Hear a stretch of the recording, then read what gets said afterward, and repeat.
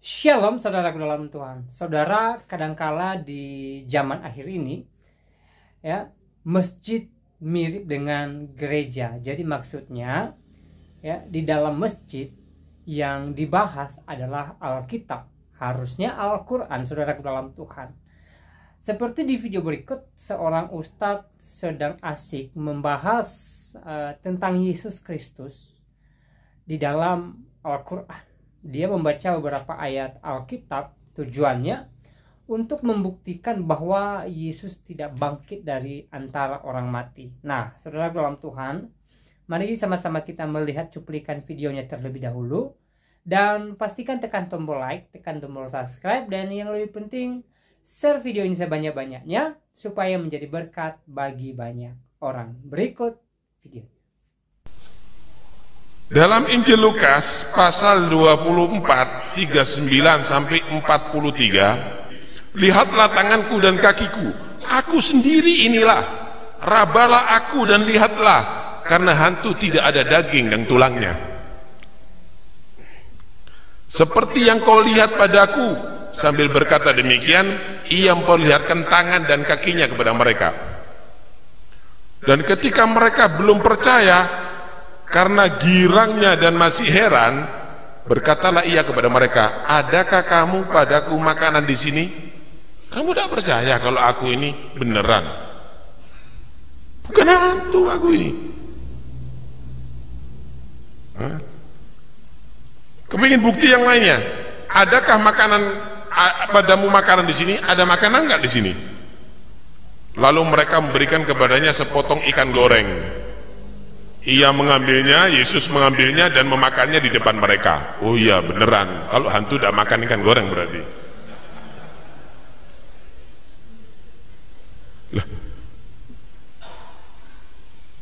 Artinya mereka benar-benar ragu bahwa yang dibunuh itu adalah Yesus. Mereka tidak yakin. Dari yang ada sekarang ini pun tidak ada yakin, karena ayatnya bertentangan. Dalam Lukas yang tadi itu dinyatakan bahwa manusia itu kalau bangkit dari kematiannya bentuknya seperti malaikat, bukan dalam bentuk kasar tapi dalam bentuk halus. Tapi ada di sini mereka menyatakan Yesus bangkit dari kematiannya bentuknya kasar, ada tulang, ada daging, makan ikan goreng lagi. Ini adalah satu bukti bahwa Baik, selamat Tuhan, itu cuplikan videonya kita sudah simak. Ya, di video tadi jelas seorang ustadz ya berbicara di dalam masjid, tapi yang dibicarakan atau yang dibahas adalah Alkitab tentang kematian dan kebangkitan Tuhan Yesus. Dan ustadz ini berusaha membuktikan bahwa Yesus tidak bangkit dari antara orang mati. Nah, itu sih urusannya dia lah ya. Cuma yang disayangkan ya, di dalam masjid dia membahas Alkitab yang seharusnya dia membahas kitabnya dia gitu loh. Ya. Dan di lain sisi juga sih sebenarnya tidak menjadi persoalan, karena gimana ya?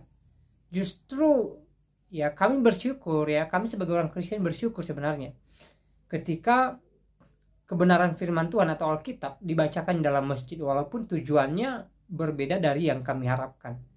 Karena dengan begitu ya firman Tuhan disampaikan dan ayat-ayat Alkitab didengar oleh jamaah-jamaah masjid. Dan kita berdoa pastinya semoga yang mendengarkan ayat-ayat Alkitab yang dibacakan Ustadz tadi menjadi berkat dalam kehidupan mereka. Mereka terberkati dengan ayat-ayat itu, sehingga di kemudian hari di waktunya Tuhan oleh jamaah Tuhan mereka boleh mengerti bahwa Yesus Kristus adalah Tuhan dan juru selamat dalam kehidupan mereka. Nah, dalam Tuhan sebenarnya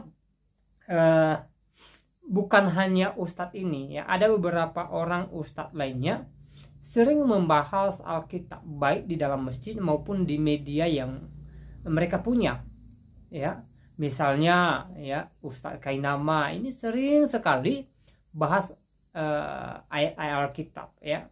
Irene Handono yang sering bahas atau yang pernah bahas Yesus, pernah bahas Alkitab. Ya.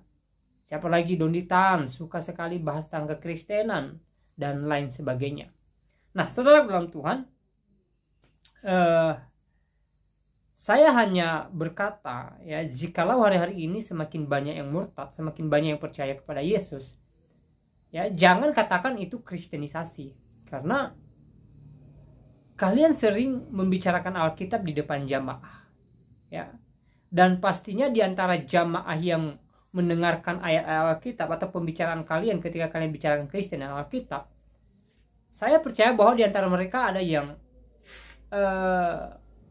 menggunakan logikanya untuk memikirkan apa yang kalian sampaikan, sehingga mereka tidak mudah percaya begitu saja. Dan saya percaya bahwa, ya, di waktunya Tuhan, ya, mereka akan terberkati dengan ayat-ayat Alkitab yang mereka dengar dari ustadz-ustadz yang membacakannya di dalam masjid maupun di media online yang mereka punya.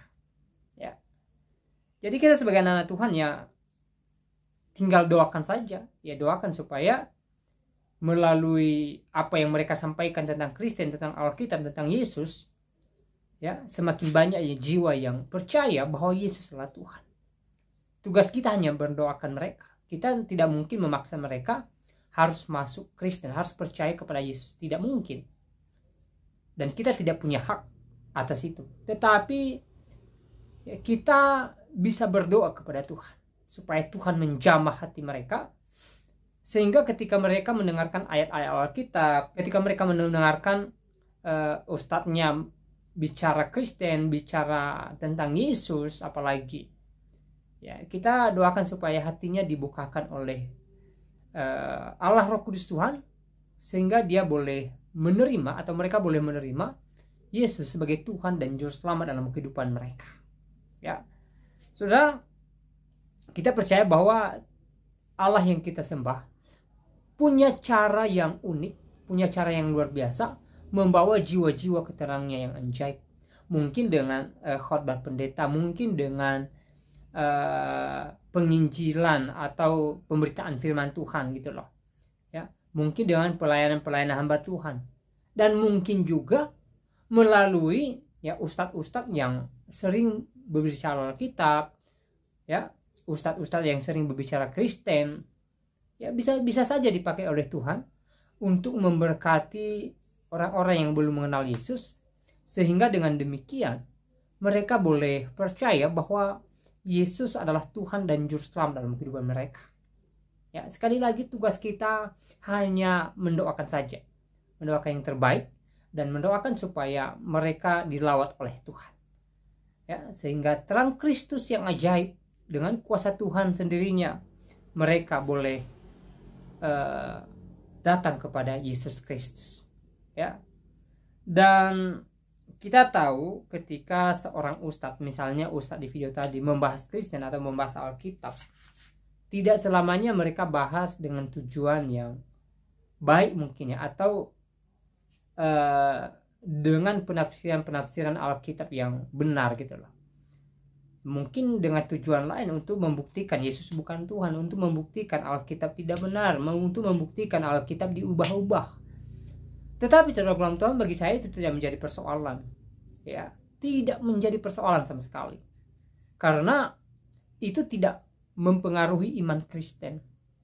Saya percaya bahwa iman kita adalah iman yang kokoh di dalam Tuhan. Karena kenapa? Saya percaya bahwa Allah Roh Kudus Tuhan turut bekerja untuk menguatkan iman setiap kita, anak-anak Tuhan.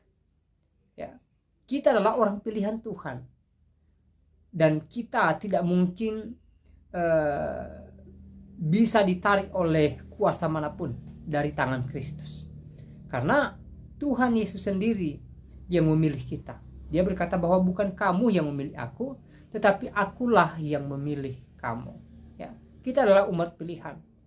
Jadi jika ada orang-orang di luar sana berbicara Alkitab, bicara Kristen untuk memutarbalikkan fakta kebenaran Alkitab misalnya, saya katakan tidak menjadi persoalan, silahkan saja.